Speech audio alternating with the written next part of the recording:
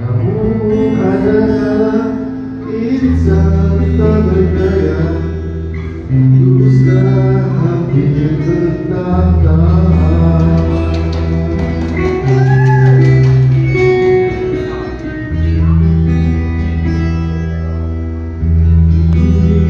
Dunia yang punya setia dan mampu menjaga kemuliaannya saat berada kadarnya, namun jadi penjaganya.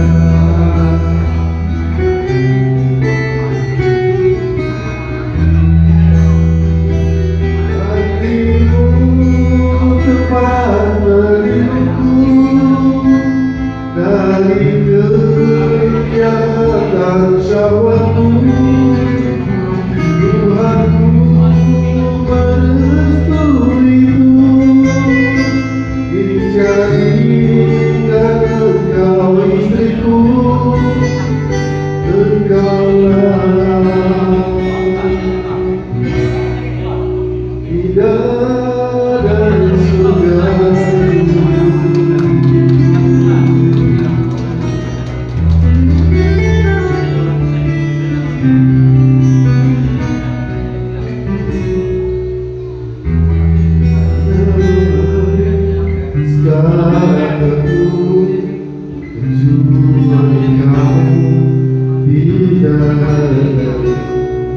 Maafkanlah aku dengan kebodohanku, tak bisa memilikimu.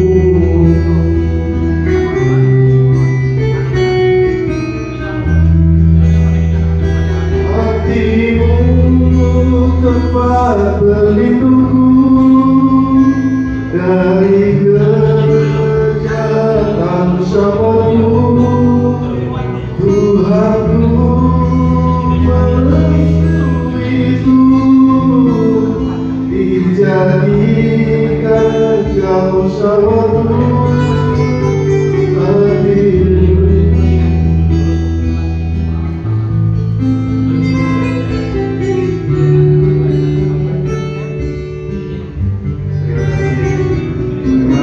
Lagu ini kami persembahkan untuk keluarga besar dan alumni SMP Rusli.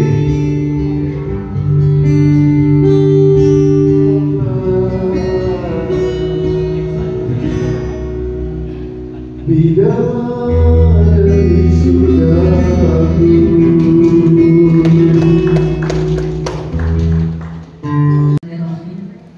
Assalamualaikum warahmatullahi wabarakatuh. Alhamdulillahilladzi anzala sakinah fi qulubina.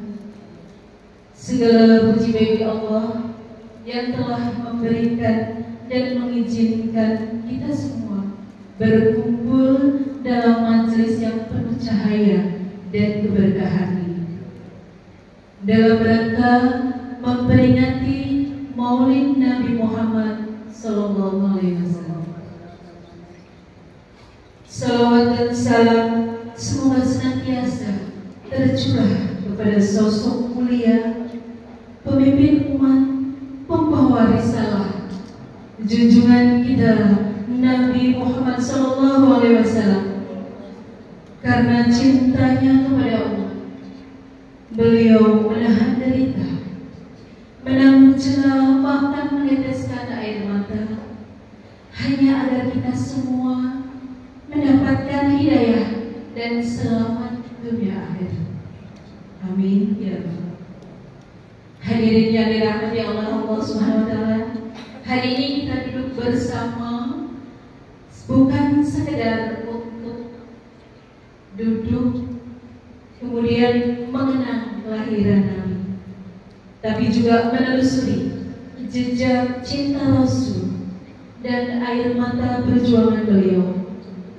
Semoga kehadiran kita dalam acara ini makin membuat cinta kita kepada baginda Nabi Rasulullah ya Rabbal Alamin. Mengawali acara, marilah kita dengarkan lantunan ayat suci Al-Quran, firman Allah yang menjadi penerang bagi hati-hati yang merindukan petunjuk. Kepada Ustaz Wahid kami persilahkan.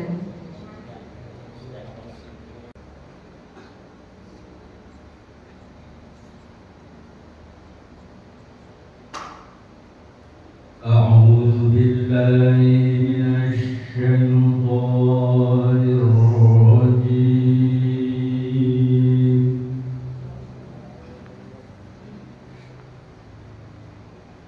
بسم الله الرحمن الرحيم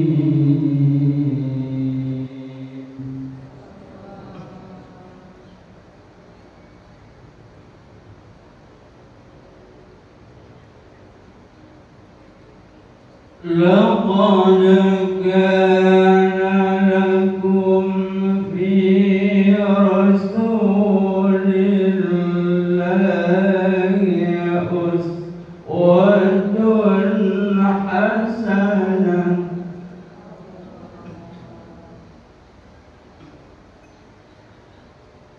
أسوة حسنة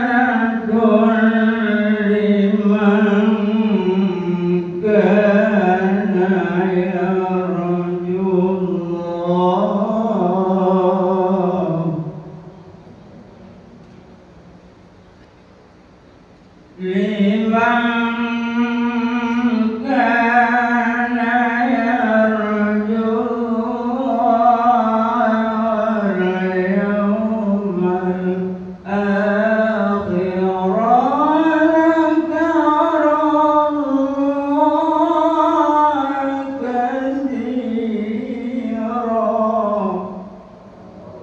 warahmatullahi wabarakatuh. Alhamdulillah, alumni SMP Negeri Husni Gunung kita bersama-sama merayakan dan bergembira atas kelahiran Rasulullah Muhammad SAW. Dengan bergembira kita insya Allah mendapat sahabat dari Rasulullah. Kita mengenal ada paman Rasulullah yang namanya Abu Lahab. Abu Lahab ini sampai meninggalnya tidak mau menyembah Allah.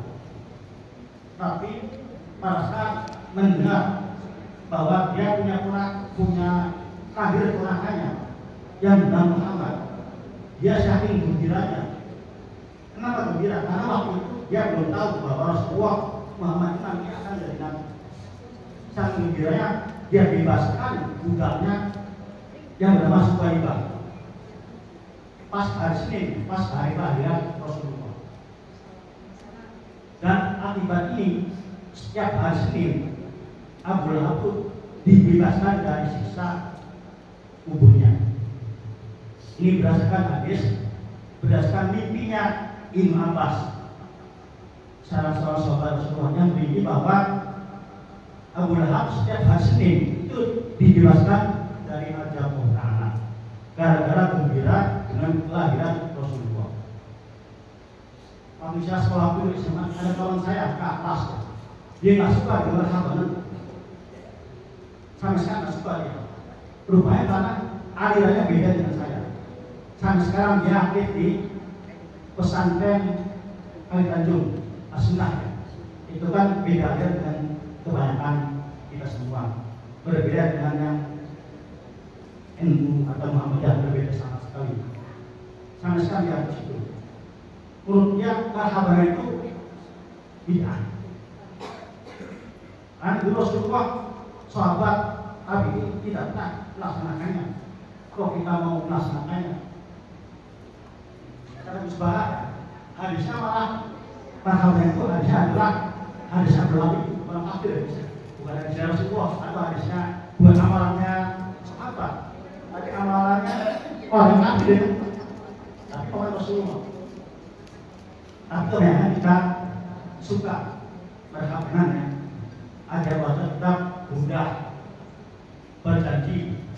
Cibuduror dan Iba. Yang setahu fakta itu ya. Kalau Buddha itu apa arti Buddha? Buddha itu kalau terjemahkan sebenarnya selendang, selimut juga boleh. Dari Buddha itu sebenarnya banyak Buddha, bahasa selendang dibaca. Artinya malah bukan kita. Kenapa dibilang Buddha? Karena ada sejarahnya. Pengarang kitab Buddha namanya Imam Al-Bushairi. Dia sakit parah. Kalau kita bilang sih lumpuh atau stroke, tidak bisa jalan. Dan ulama besar. Suatu ketika ulama ini mimpi bertemu dengan Rasulullah. Kalau kita kan nggak ada yang pernah mimpi Rasulullah ya. Mungkin dosa kita terlalu banyak, jadi susah, ada penghalang. Ayo mau nggak ketemu dengan malaikat? Pasti bisa. Ini mah malaikat Jibril. Waktu mimpi, Imam Bushairi ini bertemu Rasulullah disuruh membuat kitab syair. Ada yang dikunci dari Rasulullah melalui mimpinya itu. Setelah bangun dan dikalungi ini Buddha, dikalungi selimut Rasulullah, selendang. Setelah bangun, dia ada di kitab. Yang sekarang kita bilang kitab Buddha. Setelah selesai kitabnya dibaca oleh beliau, mimpi lagi malamnya bertemu dengan Rasulullah, dikalungi lagi selendang lagi. Perintah besoknya itu lumpuhnya sembuh, stoknya itu sembuh, gara-gara mengenai kitab Buddha. Moga-moga kita yang membaca kitab Buddha penyakitnya bisa diangkat.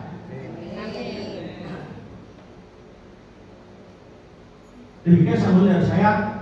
Selanjutnya kepada salam kangen. Selanjutnya untuk sambutan yang kedua adalah sambutan dari pembina forum silaturahmi kita alumni SMP Trusmi. Kepada Anda Cidi Supriyadi dipersilakan. Bismillahirrahmanirrahim. Assalamualaikum warahmatullahi wabarakatuh.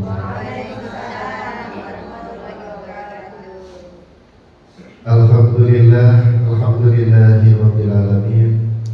Wa bihi nasta'in umur dunya wa din. Wassalatu wassalamu ala asrafil anbiya'i wal mursalin wa ala alihi wa sahbihi ajma'in. Allahumma sholli ala sayyidina Muhammad wa ala ali sayyidina Muhammad kama shallaita ala sayyidina Ibrahim wa ala ali sayyidina Ibrahim wa barik ala sayyidina Muhammad wa ala ali sayyidina Muhammad kama barakta ala sayyidina Ibrahim wa ala ali sayyidina Ibrahim fil alamin innaka Hamidum Majid. Bismillahirrahmanirrahim. La yadurru ma ismihi syai'un fala yadurru isma wa huwa as-sami'ul 'alim. Pertama-tama marilah kita panjatkan puja dan puji syukur kehadirat Allah Subhanahu wa taala bahwasanya pada kesempatan siang hari ini alhamdulillah kita semua masih diberikan nikmat iman, masih bisa diberikan nikmat sehat.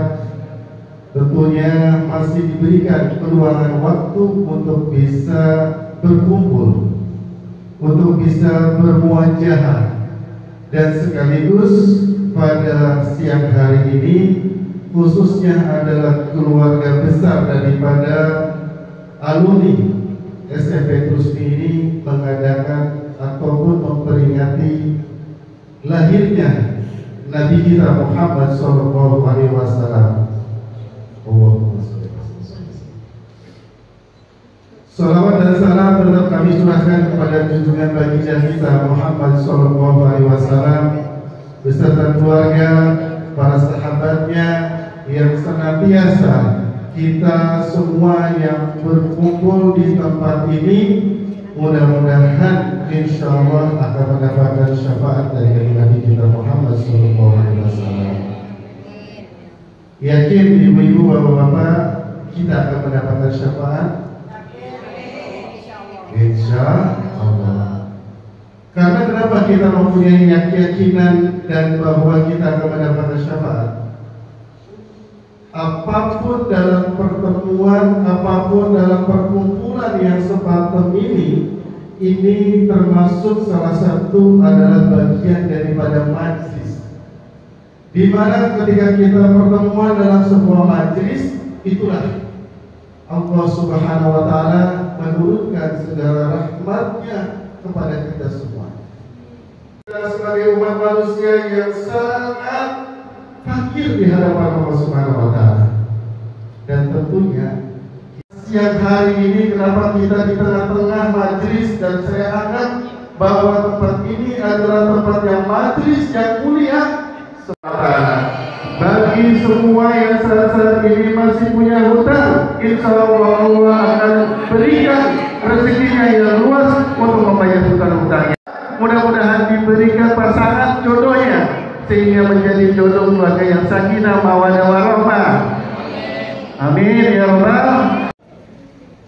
Nah, jadi nanti apakah begini aja nanti? Jangan 1 bulan dulu deh, 3 bulan aja. Gimana? Setuju nggak nih? Setuju Pak?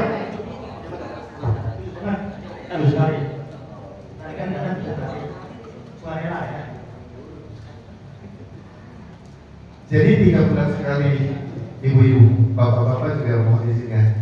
Nah, tempatnya di mana? Ganti-ganti boleh? Ganti-ganti boleh. Oke, siap. Jadi artinya tolong ditulis. Siap. Ya, 3 bulan sekali agenda rutin, ya, ya. Majelis forum silaturahmi dengan alumni SMA Negeri Tusmi. Waduh, Masya Allah. Nah, ini kan bisa membuahkan. Nanti ketika bisa saja kita kan di Tusmi itu kan ada koperasi ya? Iya, ada. Nah, ada koperasi. Nah, itu bisa nanti dibawa. Nanti lama-lama kelamaan nih kita menjadi keluarga besar, nanti yang lainnya tuh nggak akan bisa ikut. Yang ikut terus akan terus ikut. Nah, itu terus. Nah, kemudian pada ceramahnya ini sudah kita bisa berganti-ganti. Ya kan? Syukur-syukur nanti alumni ini punya hadroh sendiri. Sallallahu alaihi Nabi Muhammad. Allahumma Vokalisnya udah banyak kita. التابعين والتابعين التابعين لهم بإحسان إلى يوم الدين. الفاتحة.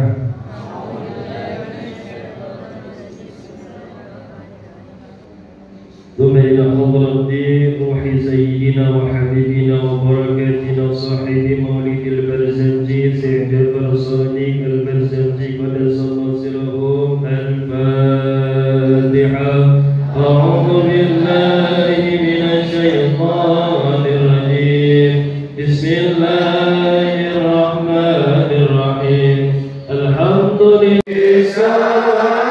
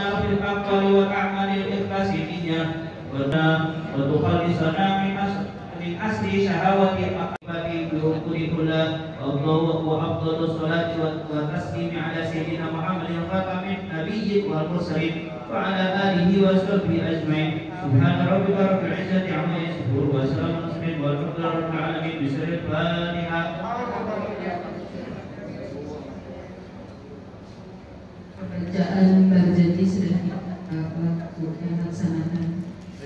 Selanjutnya, mari kita buka hati dan telinga kita untuk mau menyimak mau'idhah hasanah tausiah yang akan disampaikan oleh Ustaz kita, yang insya Allah akan menggetarkan hati dan menguatkan cinta kita kepada Kanjeng Nabi Rasulullah SAW. Sebab kalau orang salawat itu, Bu, Pak, orang kalau salawat itu kan gini, barang siapa yang bersalawat kepadaku sekali, maka Allah bersalawat 10 kali. Itu kan sering dengar lah Ibu juga. Nah, salawatnya Allah itu apa, Ustaz? Salawatnya Allah itu adalah Walladzi yusolli alaikum wa malaikatuhu liyukhrijakum minadh dhulumati ilan nur. Salawatnya Allah itu adalah liyukhrijakum minadz dzulumati ilan nur. Allah akan mengeluarkan dari kegelapan menuju cahaya. Maksudnya apa Ustaz? Usaha bangkrut, gelap enggak? Gelap kan? Pengen usahanya sukses lagi, maka solusinya salah satunya adalah banyakin sholawatnya. Angkat green terus. Gelap enggak? Gelap, banyakin sholawat. Dimusuhi sama teman, gelap apa enggak? Gelap, banyakin sholawatnya. Nah, pokoknya kegelapan apapun itu salah satu solusinya adalah banyakin baca sholawatnya. Pun demikian, dia akan semakin cinta sama Nabi. Sehingga saya itu pernah bertanya kepada salah satu kiai yang ada di Kuningan, punya pondok besar. Dan ini teman akrabnya Buya waktu masih hidup. Dia itu udah meninggal dunia. Anaknya soleh-soleh, kabeh juga. Pokoknya anaknya itu alim-alim. Ada yang ke Yaman, ada yang ke Turki, ada yang belum di Indonesia. Pokoknya mimpin pondok itu beliau itu sudah siap.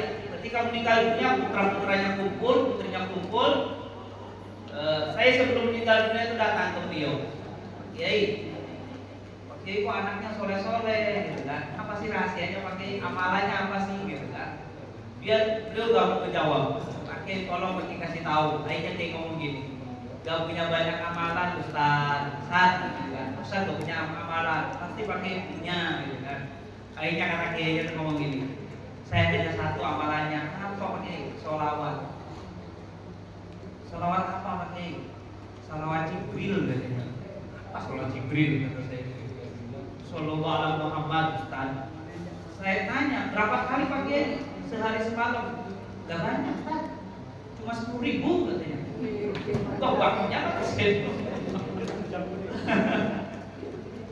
Saya tanya, sehari itu aja pakai itu ya, saya gak banyak amalan Ustaz katanya. Bahkan ini yang menjadikan saya itu bisa haji, bisa umroh Ustaz. Itu gara-gara amalan itu sebabnya tuh. Jadi sholawat Jibril itu tuh banyaknya 10.000, sehari itu 10.000. Jadi sholawat itu benar-benar tambah terus. Dan anaknya masya Allah luar biasa. Kemudahan banyak dihadirkan oleh Allah kepada beliau. Dan beliau itu sangat dekat dengan beliau. Guru kami Buyanya Bu dekat banget dengan beliau. Sampai meninggal dunia pun Buya datang dan seterusnya. Dan dia masih nyambung, sering datang ke pondoknya. Cuma kita sering datang.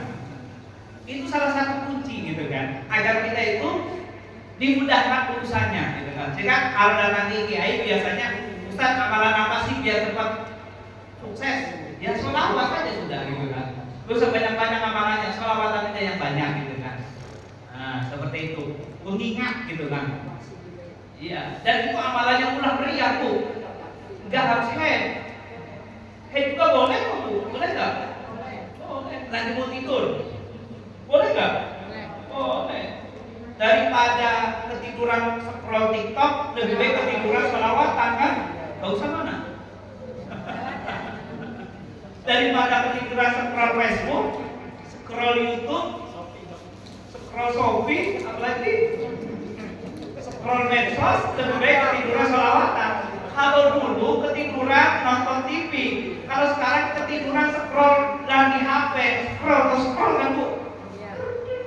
Gitu kan. Nah, sebenarnya gini, bahkan kata Habib Ahmad Al-Habib itu gini, kalau orang susah tidur,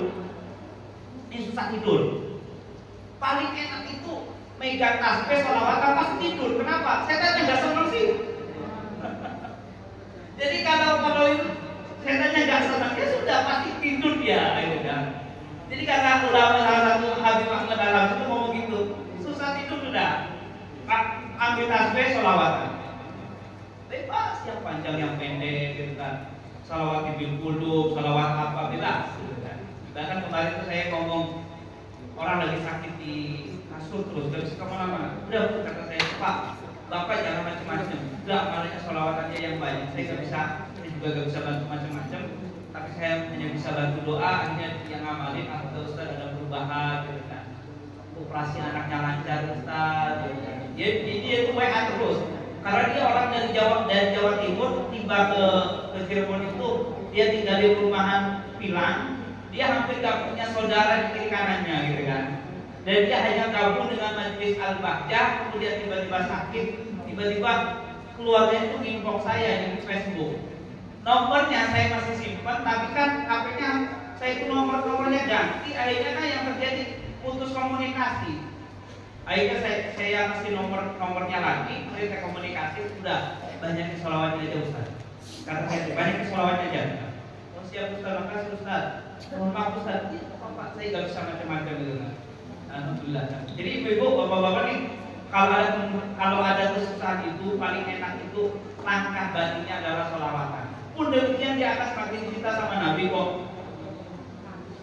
Coba aja Bu, kalau hadir majlis itu tenang apa enggak Bu? Tenang enggak Bu? Tenang. Utang lupa kan Bu? Lupa. Sampai jalan. Itu kan ada rahmat Allah, ada ampunan Allah gitu kan Bu, gitu kan. Ada rahmat Allah, ada ampunan Allah di majlis seperti ini. Nah, jadi itu yang ketiga, banyaknya sholawatnya sudah kalau begitu. Yang keempat agar bisa cinta sama Nabi. Yang keempat adalah membiasakan hadir kebiasaan Nabi di dalam aktivitas kita. Nabi itu dari bangsa manusia, bukan dari bangsa malaikat. Nabi dari bangsa manusia, bukan bangsa malaikat. Berarti Nabi itu makan kan? Ibu makan nggak? Makan. Ibu makan nggak? Makan. Nah, Bapak makan nggak? Nah, kalau makan pakai tangan kanan atau tangan kiri sunnahnya? Kanan. Berdiri apa duduk? Duduk. Kalau minum? Duduk. Kanan apa kiri? Kanan. Kanan apa kiri? Kanan. Tapi suka lupa Pak Ustadz. Nah, lupa. Saya tadi barusan sebelum Pak Ustadz ngomong langsung ganti kanan. Saya izin minum dulu ya.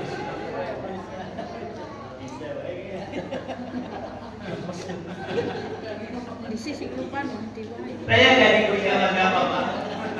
Spontan saja. Nah, berarti makan itu kan kebiasaan kita itu kan. Tinggal nanti sunnah nabinya itu dihadirkan. Bahkan kalau negur anak itu tuh Bu, jangan pakai bahasa gini. Nah, minumnya pakai tangan bagus, jangan tangan kiri. Jangan. Itu kan biasanya ibu tuh ngomongnya gini. Nah, minumnya pakai tangan bagus. Nah, minumnya pakai tangan kanan, sunnah Nabi. Nah, jadi nabinya gak ditinggal gitu kan. Nah, makanya pakai tangan kanan sunnah Nabi. Jadi dia diingat tuh Nabi, bukan yang diingat saya. Siapa? Oh, tangan kanan saya bagus gak? Bagus kan 5 jari. Tangan kiri saya bagus. Jadi gak ada yang jelek namanya. Jadi lebih baik disambungkan kepada Nabi gitu kan.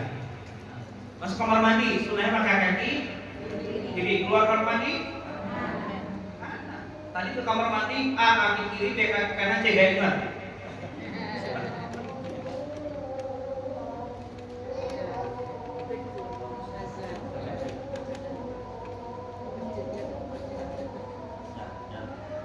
Jawabannya dulu apa enggak? Kalau adanya kepanjangan, nggak sunnah dijawab. Saya bicara ibu fikih ya Pak. Saya gak merendahkan siapapun. Kalau adanya kepanjangan, nggak sunnah dijawab.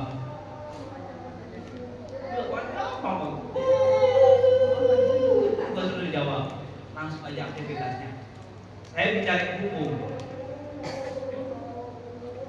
Nah, ini kan belum masuk adat. Akunya panjang banget.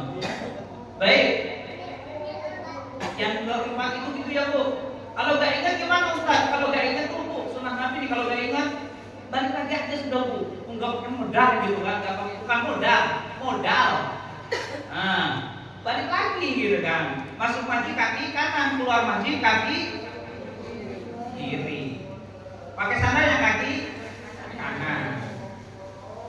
Jadi yang keempat itu membiasakan hadir kebiasaan Nabi di dalam aktivitas kita. Yang kelima Bu, agar bisa cinta sama Nabi. Yang kelima adalah khidmah sama umat Nabi Muhammad. Khidmah.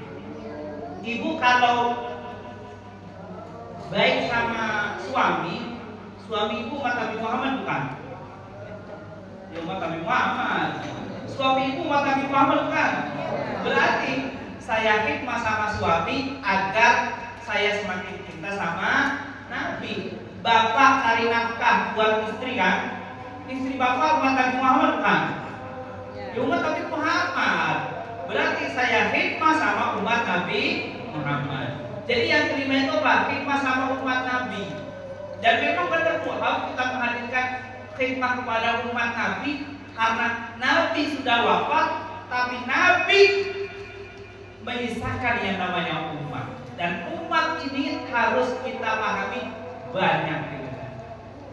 Sehingga poin yang kelima itu adalah kita harus khidmat sama umat Nabi Muhammad Sallallahu Alaihi Wasallam. Ini yang kelima. Lalu bagaimana Ustaz? Kita punya istri, kita punya anak.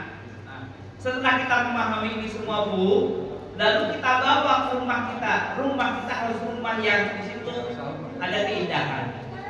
Keindahan apa Ustaz? Keindahan dalam rumah tangga. Sebab orang itu Bu, kalau suami pukul istri, bagus apa enggak? Enggak. Kalau istri nuntut sama suami, bagus apa enggak? Enggak kan? Nuntut baik. Istri itu nuntut baik kerjaannya, bagus apa enggak? Ya enggak bagus. Lalu bagaimana Ustaz? Saya akan hadirkan beberapa poin singkat saja. Karena di sini ada 15 poin agar rumah tangga itu indah. Cuma kan ini sampai asar nanti gitu kan. Itu udah asar gitu kan.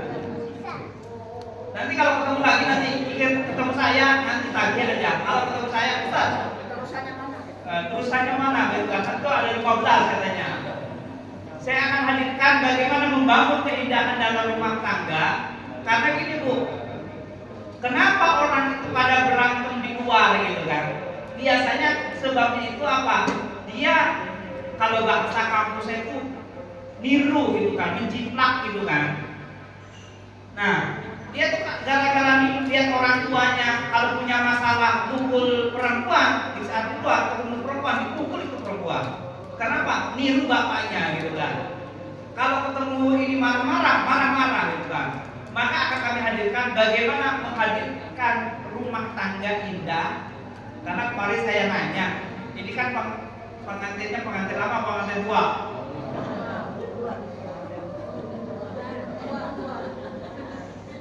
Kemarin saya nanya waktu majelis berjuang, Pak Mustafa tahu ya. Waktu saya kajian berjuang itu saya nanya, Buya, yang nanya langsung saya, Buya tuh ngomong kalau kemesraan itu perlu dilatih. Masalahnya ini pengantin tua, mulainya dari mana Buya? Kata saya tuh. Keromansa perlu dilatih, mulainya dari mana? Akhirnya Buya tuh ngomong gini Bu. Agar rumah tangga indah itu mulainya dari mana Ustaz kalau udah tua gitu kan? Maka mulainya dari mengurangi keributan. Dan kita harus pahami bahwasanya pasangan mengungkapkan cintanya. Kalau bahasa Buya itu ada dua madhab di dalam mengungkapkan cintanya. Ada orang mengungkapkan cintanya dengan romantis, ada orang yang kedua orang mengungkapkan cintanya dengan tanggung jawab.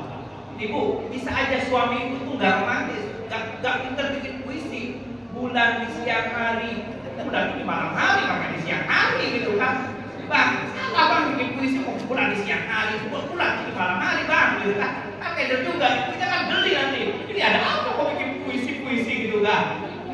Kan bisa aja gak romantis, tapi bisa aja suami itu Bu tanggung jawab. Gasnya gimana? Nyala apa enggak? Uang bulanannya ada apa enggak? Biar sekolah anak cukup apa enggak? Itu benar suami itu cinta. Cuma cintanya bukan dengan romantis, tapi cintanya dengan tanggung jawab. Jadi pahami pasangan mengungkapkan cintanya, jangan nuntut kita apa? Suami saya harus kayak itu, romantis, bikin puisi, kayak di TikTok, kayak di Facebook, kayak di IG, kayak di ini. Loh, ini cinta cuma beda-beda gitu kan. Paham pasangan mengungkapkan cintanya. Ini harus dipahami benar. Jadi ada dua madhab dalam mengungkapkan cinta. Satu romantis, dua tanggung jawab. Sudah ini aja. Lalu bagaimana agar rumah tangga indah Bu? Satu, tegakkan syariat di rumah. Suami harus sholat ya Bu. Tegakkan syariat di rumah. Suami harus sholat, istri harus sholat, pembantu harus sholat, yang kerja harus sholat. Jangan sampai ada di rumah nggak sholat. Dan ternyata Bu, Pak, banyak orang nggak sholat itu bukan karena nakal Allah, dia karena nggak ngerti mudahnya sholat. Dulu itu ada kok yang kerja di pabrik rotan di Plumbon, bukan di Beliau, ada di sana di Plumbon sana ini 10 tahun yang lalu. 15 tahun yang lalu ada orang kerja di pabrik rotan nggak pernah sholat duhur. Ditanya sama Buya, kenapa nggak pernah sholat duhur? Pak Ustaz, debu rotan itu najis kata saya, kata itu kata tuh yang kerja di pabrik rotan. Dia nggak pernah sholat duhur gara-gara dikiranya debu rotan itu najis. Debu rotan itu nggak najis. Jadi pikirnya salah paham gitu kan. Ada lagi yang jualan nasi jamblang. Dia tak pernah sholat subuh jam 8 pagi. Iya itu nyata, bukan dongeng kancing. Ditanya sama Buya, kenapa sholat subuhnya jam 8? Mukenanya ketinggalan. Jadi dipahami oleh dia kalau sholat itu harus pakai mukena. Sholat itu kan harus pakai mukena, yang penting kan untuk aurat. Gak pernah sholat. Ada lagi pengantin gak sholat. Itu yang salah ustaznya, gak pernah ngajarin pengantin gitu kan. Pokoknya yang salah ustaznya dulu aja salah itu kan. Gak pernah ngajarin sih ustaznya gitu kan. Sholatnya pengantin itu bisa dijamak, zuhur dengan asar, maghrib dengan isya. Kan bisa aja zuhurnya ditarik ke asar atau asar ditarik ke zuhur. Maghribnya lagi banyak yang kondangan nih. Nah, jangan gak sholat, yang komen mah sholat bisa kan? Cuma pengantinnya, udah deh, udah sholat tertarik aja ke isya. Kan selesai resepsi baru sholat, kan beres gitu kan? Kan beres bisa, kan pengantin sholat. Jadi caranya seperti itu. Ustaznya sih gak pernah ngajarin gitu, coba ustaznya ngajarin gitu, gak dosa gitu kan. Sehingga kata guru saya, kata guru kami Buya kan, kata guru kita Buya, kalau ada orang gak sholat, yang salah ustaznya, ajarinnya gimana gitu kan. Nah, jadi penting sekali kita menghadirkan itu semua.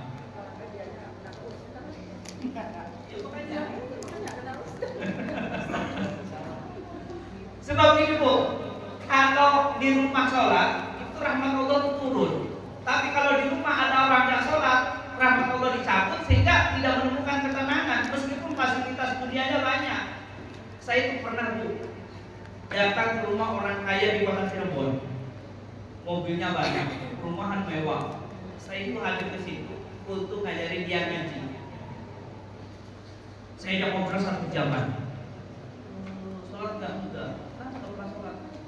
Pokoknya macam-macam alasannya, dan capek dan seterusnya.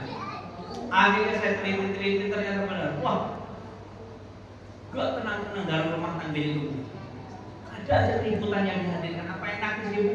Ribut sama suaminya Bu. Ribut terus sama anak, kan gak enak gitu kan. Tenang dulu dia pakai. Akhirnya saya kasih masukan, tolong tunaikan sholat. Akhirnya di Arab dan dia bisa sholat gitu kan. Saya tinggal habis itu, saya gak berusaha lagi, saya putus komunikasi. Itu yang pertama. Jadi kalau pengen rumah tangga indah itu sholat, tegakkan syariat di rumah kita. Yang kedua Bu, kalau punya masalah jangan pernah cerita sama orang tua. Jadi kalau punya masalah jangan cerita ke orang tua, tapi selesaikan sendiri. Dengan status sekarang. Aduh jangan. Namanya rumah tangga itu, kata kalau dulu ada wali, ada namanya ulama Cirebon, namanya Habib Muhammad bin Yahya. Bapak tahu baik pastinya. Jaga Satru. Habib Muhammad bin Yahya itu pernah ngomong gini, rumah tangga itu kayak orang melihat lautan. Tidak akan dikatakan lautan kalau nggak ada ombak. Tidak akan dikatakan lautan kalau nggak ada batu karang. Namanya lautan ada ombak, ada batu karang, ada sesuatu yang membahayakan. Nah, rumah tangga itu kurang lebih kayak gitu. Pasti ada masalah. Cuma masalah itu kayak garam dalam kehidupan. Kayak garam dalam masakan. Masakan kalau nggak ada garam nggak enak. Nah, kalau rumah tangga ada masalah, itu kayak pengantin baru lagi.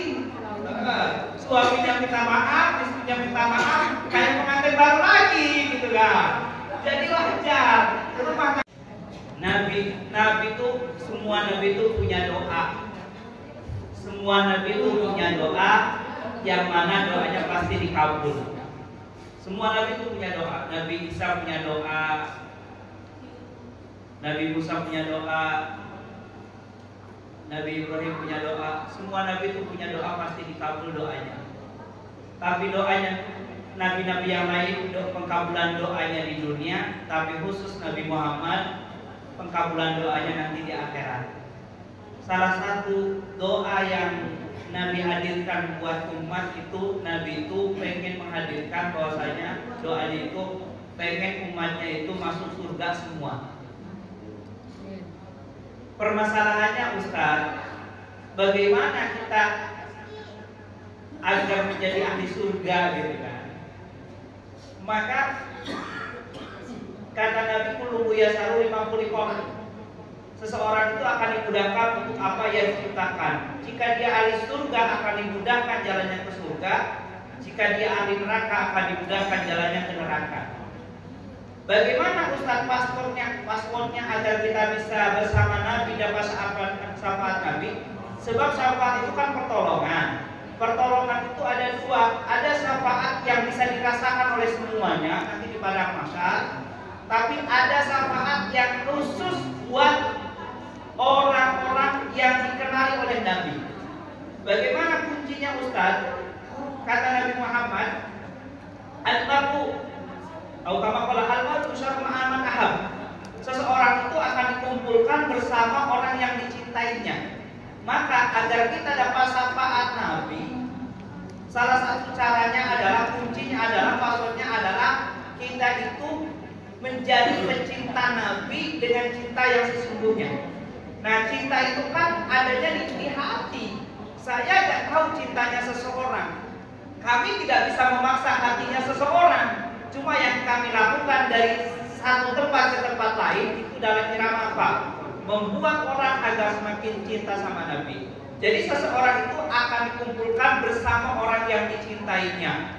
Kalau dia pencinta Nabi akan dikumpulkan bersama Nabi. Pencinta Nabi akan dikumpulkan bersama Nabi. Jadi passwordnya adalah cinta. Dan dengan cinta itulah akan mudah ikut. Sebab ibu bapak, kaidah cinta, orang cinta pasti ikut. Orang ikut belum tentu cinta.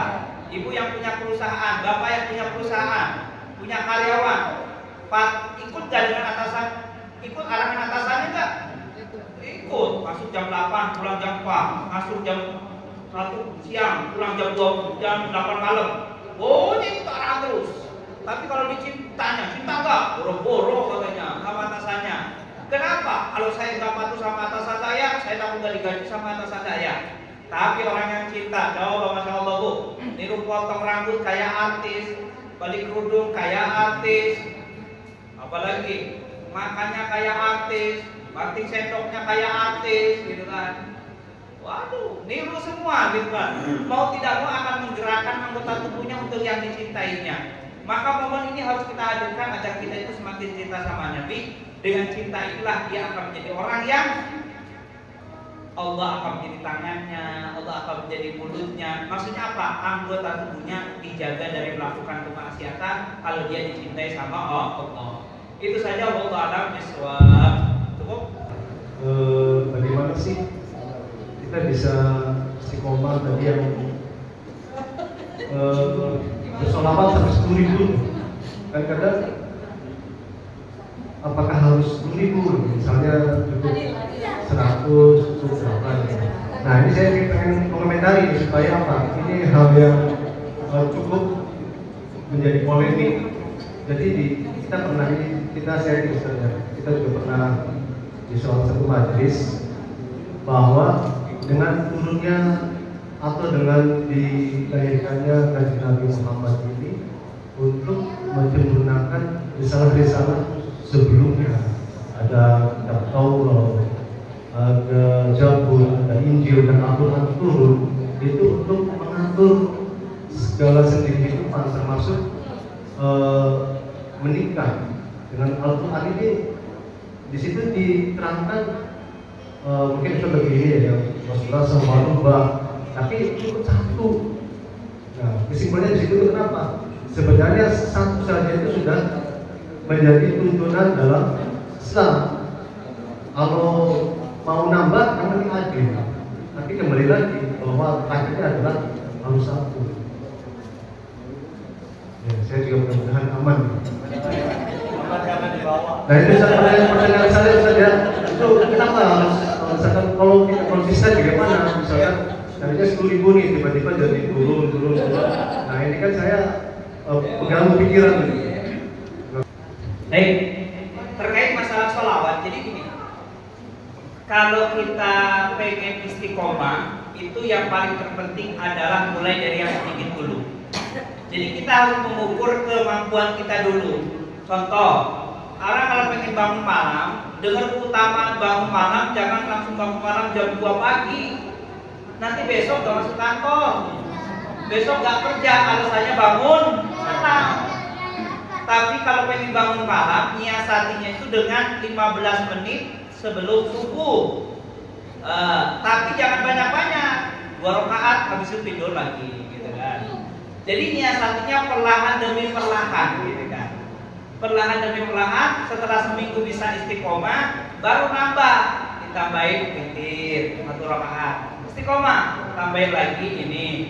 Begitupun mensiasati sholawat agar bisa istiqomah. Jangan langsung dipikir 10.000-nya dulu, tapi yang paling penting ngukur diri. Jadi ibu tuh bisa ngukur, bapak tuh bisa ngukur kira-kira mampu nggak untuk ke situ.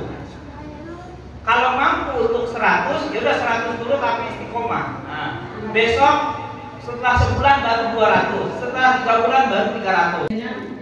Poligami, dengan poligami. Sedangkan masa Nabi Muhammad perbedaannya seperti apa? Alasan utama beliau berpoligami di zaman sekarang bagaimana ini? Terima kasih. Waalaikumsalam warahmatullahi wabarakatuh. Baik, bicara poligami. Jadi poligami itu adalah bagian dari syariat. Seorang perempuan itu tidak boleh mengingkari akan adanya poligami. Cuma poligami itu adalah bukan kelebihan seorang laki-laki, tapi poligami itu adalah amanah tambahan bagi seorang laki-laki. Jadi kalau bicara nikah itu ada beberapa hukum. Ada nikah itu hukumnya wajib, ada nikah itu hukumnya sunnah, ada nikah itu hukumnya makruh, ada nikah itu hukumnya haram. Pokoknya ada beberapa hukum nikah gitu kan. Termasuk nikah 1, nikah 2, nikah 3, nikah 4 itu bisa aja sunnah bagi seseorang, tapi bisa aja haram bagi seseorang. Jadi kalau ada seorang laki-laki poligami, maka itu adalah bukan kelebihannya seorang laki-laki. Lalu bagaimana Ustaz agar suami saya nggak poligami? Ya ibunya bersaing dengan diri sendiri, jangan bersaing dengan orang yang lain. Maksudnya apa? Jangan sampai suami itu kalau datang disambut dengan daster bolong tahun 80-an jeruk lagi gitu kan. Kalau suami datang disambut gitu kan. Jangan tidak kalau ketemu suami ya dandan lah gitu kan. Jangan ketemu orang lain dandan.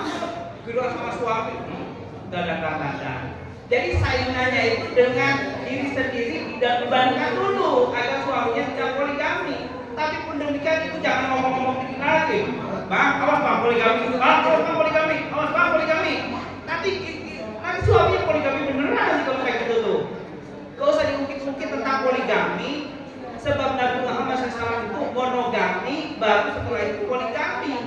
Jadi Nabi Muhammad itu lebih banyak, lebih lama monogami daripada poligami. Sebab kami tuh pernah bertanya kepada salah satu teman saya yang usaha di KUA, itu untuk syarat poligami itu dalam satu negara itu harus punya penghasilan berapa puluh juta gitu kan. Ada berapa puluh juta baru dia boleh poligami gitu kan. Ini boleh Pak? Bolehnya Pak? Itu dalam negara. Demikian dia harus punya tanda tangan dari istri pertamanya. Harus punya tanda tangan dari istri pertamanya.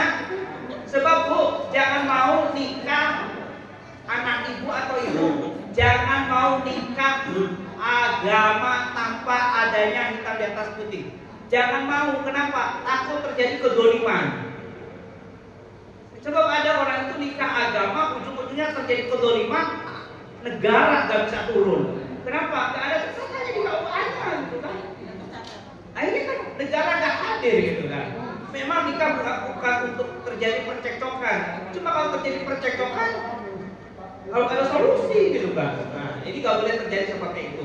Jadi poligami itu memang bagian dari syariat, tapi kita tidak boleh mengingkarinya. Allah alam bisawab. Ada intinya, gimana caranya kita bisa mendapatkan syafaat? Apa passwordnya kalau saya serahkan juga gitu, sehingga kita ini selamat dunia wal akhirat. Mungkin itu. Assalamualaikum warahmatullahi wabarakatuh. Allah panjang umur kami sehat dan taat, dan terakhir kami minta kelas panjang umur. Engkau maha penjauh nyawa kami, berikan kepada kami husnul khatimah, husnul khatimah, husnul khatimah. Rabbana atina fid dunya hasanah wa fil akhirati hasanah wa qina adzabannar. Sallallahu ala sayyidina Muhammad wa ala alihi wa sallam. Alhamdulillahirabbil alamin. Bismillahirrahmanirrahim.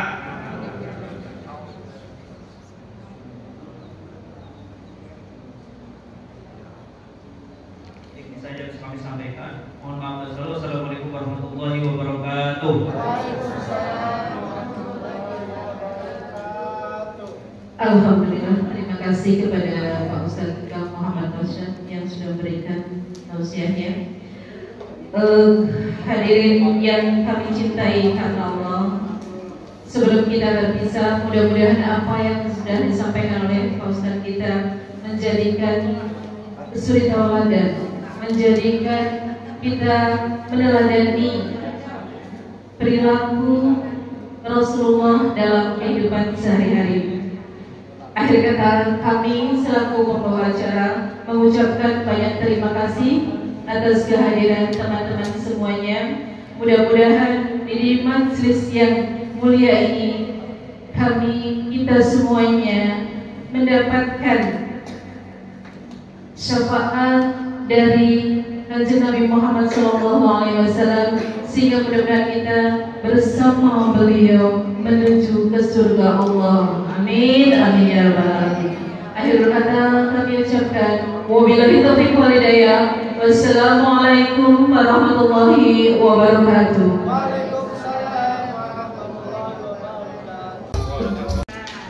Bismillahirrahmanirrahim. La yadurru ma ismihi syai'un fil ardi wa fis samaa'i wa huwas samiul alim. Alhamdulillah, syukurillah, akhirnya ini kita baru selesai menyelesaikan agenda acara peringatan Maulid Nabi Muhammad SAW bersama Ikatan Forum Silaturahim SMP Negeri Trusmi. Untuk itulah kami bersyukur, berterima kasih bahwasanya dalam pertemuan ini kita juga melahirkan dan mencetuskan, insya Allah kegiatan ini akan dilaksanakan juga selama dalam waktu tiga bulan yang akan datang.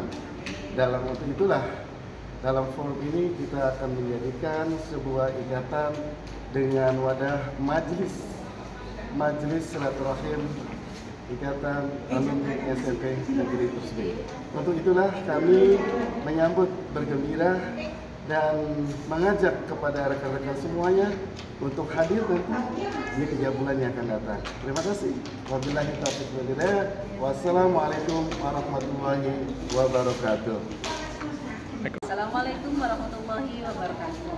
Alhamdulillah, akhirnya Forum Silaturahmi Ikatan Alumni SMPN Trusmi berhasil melaksanakan kegiatan selanjutnya, yaitu kegiatan peringatan Maulid Nabi Muhammad SAW yang bertempat di Kafe Pawon Kopi kita pada Sabtu 20 September 2025. Kami atas nama panitia mengucapkan banyak terima kasih atas kesediaan kehadiran pada teman-teman semuanya. Mudah-mudahan acara hari ini akan berlanjut terus, dan insya Allah hasil dari peringatan Maulid Nabi ini kita sepakati bahwa akan menjadi sebagai bagian dari kegiatan rutin per 3 bulan.